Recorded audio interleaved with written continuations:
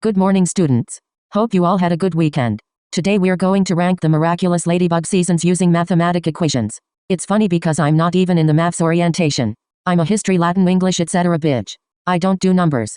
But for you guys I'll put my actually glasses on. How are we going to do this? In simple words, we're going to figure out a percentage for each season by dividing the number of episodes I would watch without throwing up from each season divided by the total amount of episodes the season has. But there's a trick. There are miraculous world specials that are supposed to take place in some of these seasons.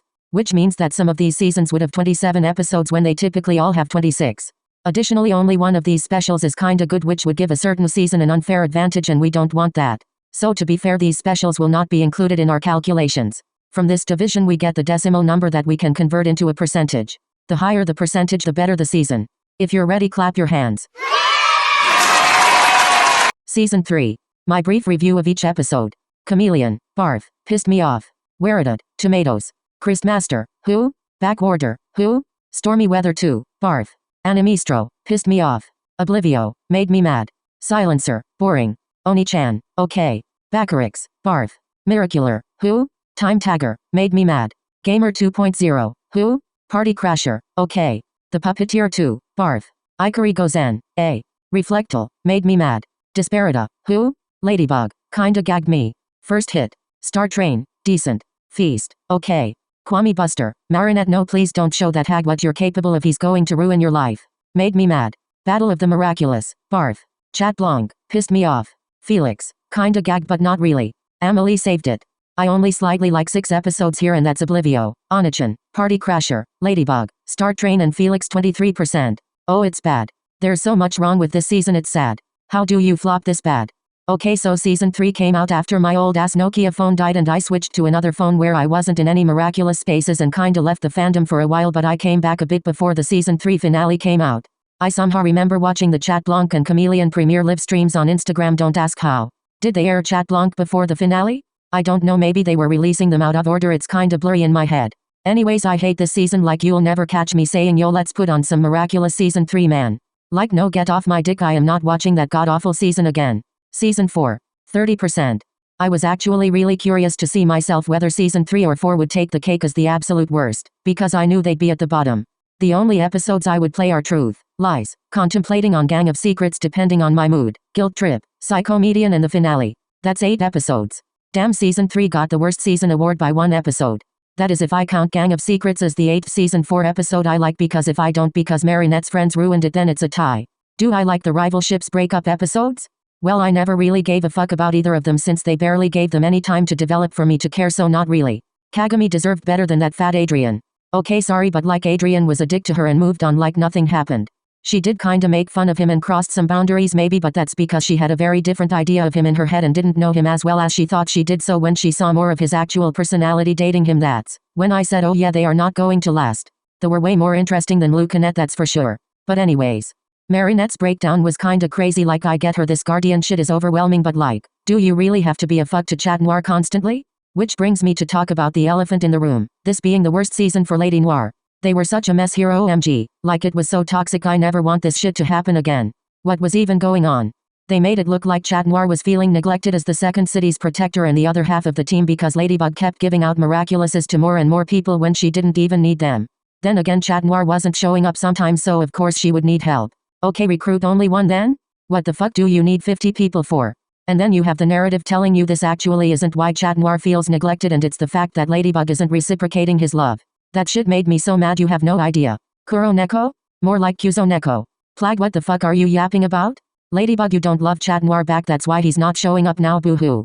Even though we've been over this and you friend-zoned him seasons ago and he's still trying for some reason, like he can't take no for an answer, and it took a whole ass Felix stealing all the miraculouses to stop this mess. Oh, now you wanna help her and aren't in love with her? So would you still be like season 4 Chat Noir if Strike Back never happened? Don't piss me off. I hate you, season 4. Dark times never come back again. Season 5. Oh brother. Did I call season 4 Dark Times? Now we get to the darkest of times, 9 episodes. Okay, so looking at the episodes list, I had a really hard time finding episodes I like from this season to pass season 3, also known as the worst one. Like I was starting to think maybe season 5 is the worst one and not seasons 3 or 4. Passing season 4, but not by a lot. I would play only 9 out of 26, so that's 34%. The episodes that didn't make me roll my eyes are Multiplication, which I was again contemplating on counting because I don't even like it that much. I just like that Amelie is in it. Passion, perfection, emotion, protection, pretension, same as Multiplication. Confrontation, but I don't know if it counts because I only like the wig trash can scene. It gagged me when it got leaked. Representation and Revolution, but I'd only play it because I like Hoaxer's design. Other than that, it pissed me off. Have I ranted about season 5 yet? Okay, so this season feels like an entirely different show. We can all see this, I think. Which isn't necessarily a bad thing, but they could have done so much better. I like the more mature themes that are more explicitly discussed this season, like death and infertility and child abuse. But what the fuck is Gabriel doing at this point? He's turned into a fiend-looking ass ridiculous cartoon supervillain out of nowhere and does shit just to do it that has nothing to do with him getting the miraculous. And they never explain why he goes that far for shits and giggles just to remind us he's the bad guy. Like this is not season 2 Gabriel? Sympathetic villain where? This is the shit they tried to feed you in the finale, by the way. He was still bad in season 2, but the shit he did to Adrian this season is just unexplainable. Locking him up in a psych ward for no reason? Are they trying to tell us he resents Adrian and deep down blames him for Emily's death but doesn't want to admit it out loud? Like, I don't know, I wish they used this to their advantage to explore their dynamic more because the material is right there. Gabriel died and made Marinette lie to Adrian on his behalf, so she not only lied to Adrian but to literally everyone that he was a hero who helped her defeat Monarch. And you expect me to like this season? Where is Princess Justice when you need her? Also, I don't like their attempt at a love square flip. That was more like a love square flop. It was so obvious they only did it to satisfy you love square flip fans and not to add anything meaningful to the plot because it was so lazy and forced. They really said let's retcon Adrian's feelings in the Puppeteer 2 statue scene and dipped. I'm so mad because back in the day I was the biggest Adrinette stan. I would fight y'all over Adrinette. I would watch those delusional 100 signs of Adrian's crush on Marinette videos all the time and agree even if I knew they were reaching. Like, oh look, he looked at her for 2 seconds, that means he has a crush on her and they have 5 kids. Like the delusional K-pop fans who see 2 idols breathing in the same room at an award show and slow down clips of them glancing at each other and say OMG they're married. I did everything for Adrinette and this is what I get? Ugh. Anyways, Amelie and Felix carried the season as usual. I wish their appearances were enough to help the season's rank go higher, but oh no. Also, retconning your main character's entire personality and creating a whole new character to use in her backstory that you should have thought of seasons ago is crazy. 8 whole years and you show me this obvious afterthought of a backstory? Don't get me wrong, Marinette's flaws are what make her interesting. If she didn't have them she wouldn't be as interesting.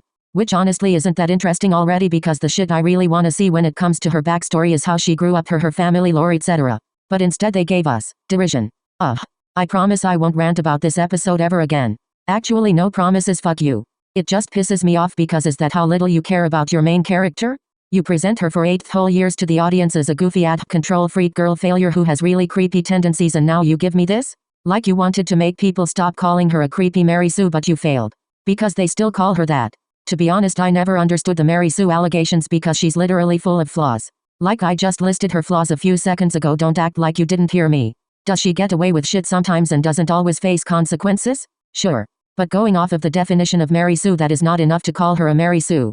Like I said, she's full of flaws and no amount of Kims or pools or spiders can change that. And just a reminder, Kim is afraid of spiders and they revealed that back in season 1 but forgot about it when they made Derision. Damn, at least do your research before using a character you think is irrelevant enough to make him Marinette's old crush that nobody will remember anything about. Like, I don't know, at least make sure the character you'll make prank Marinette with spiders isn't afraid of them either? Moving on. Notice how I didn't even mention Lila? Exactly. Nobody knows what the hell she's doing. I'll give her that. The wig reveal in the middle of the street was iconic. She ate that one little thing and that's it. What did I like about this season? Like I said, the darker themes and Kagami's development was really cool to see. But that's pretty much it. Also, Felix ate. Season 1. Back when Miraculous didn't take itself seriously at all. Just a silly little bug cat show. A lot of these episodes are pretty mid though, let's talk about it.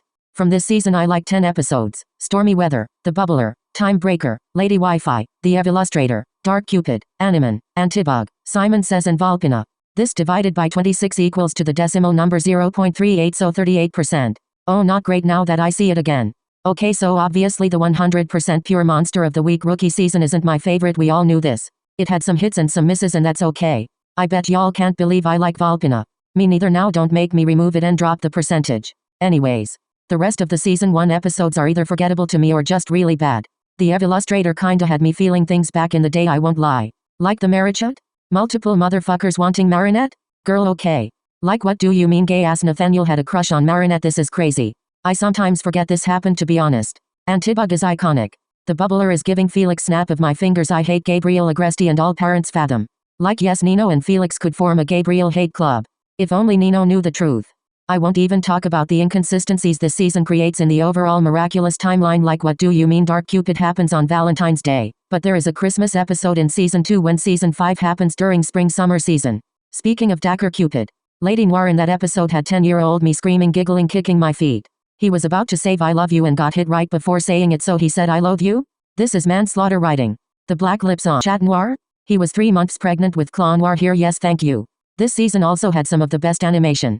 Take it away Queen Stormy Weather. Season 2. According to the Miraculous Wiki, the Christmas special counts as a Season 2 episode. Oh no. But don't you worry, 65% is not bad for Miraculous standards.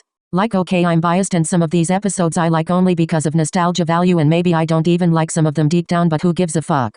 We got some fun ones like Despair Bear, Prime Queen, Befana, Repost, The Dark Owl, Glaciator, Sapidus, Gorizilla, Zombizao, Reverser, Sandboy, Queen's Battle, Maledictator, Frozen and Mayura. When I tell you I was there for every single episode premiere, like I was in the deepest parts of the internet looking for live Steam links. My tablet probably had 50 million viruses and 50 million screenshots from these premieres, but I did not care. My once Nicki Minaj fan account turned into a Miraculous fan account that turned into a Miraculous Poppy Taylor Swift Little Mix account that eventually died because my first phone, also known as my dad's old ass Nokia phone that I had the account on, died. And I didn't save the password anywhere when I made it because I didn't think I would reach 1K followers. Like good old days. This season was peak Miraculous to me. The only problem is that there is no Felix Fathom or Amelie Graham de Vanilly. Other than that, Season 2 you win, woohoo. But let's not pretend it doesn't have misses. What the fuck was that Christmas special? Not even the songs could save it. The Collector? More like the Collector of Dookie. Captain Hard Rock? Okay, I won't even say it, I'm not 11 years old anymore. Hashtag maturity. Captain Hardcock. Did I shit on Luca on my old Miraculous Stan account in 2017 pre-debut before I even saw him? Well, yes! Did I participate in fan wars between Adrinet and Lucanet stands as the Sia of Adrinet? Well, yes! And that made me who I am today. I'd like to thank Luca's guitar for validating my feelings on how cringe Luca is. What do you mean your whole personality is just Marinette's inner melody? Girl, get out. Gigantitan? What the fuck is this snooze fest? The start of the show's most annoying gag, having Marinette's friends help her with a useless plan to get Adrian to notice her. It was cute at first, but it got stale. And this episode is also stale. Bitch, did you really think this giant baby would get the Miraculous? It doesn't even know it exists and you expect it to remove the jewelry with those big ass hands? At least make it the same size as them, I don't know.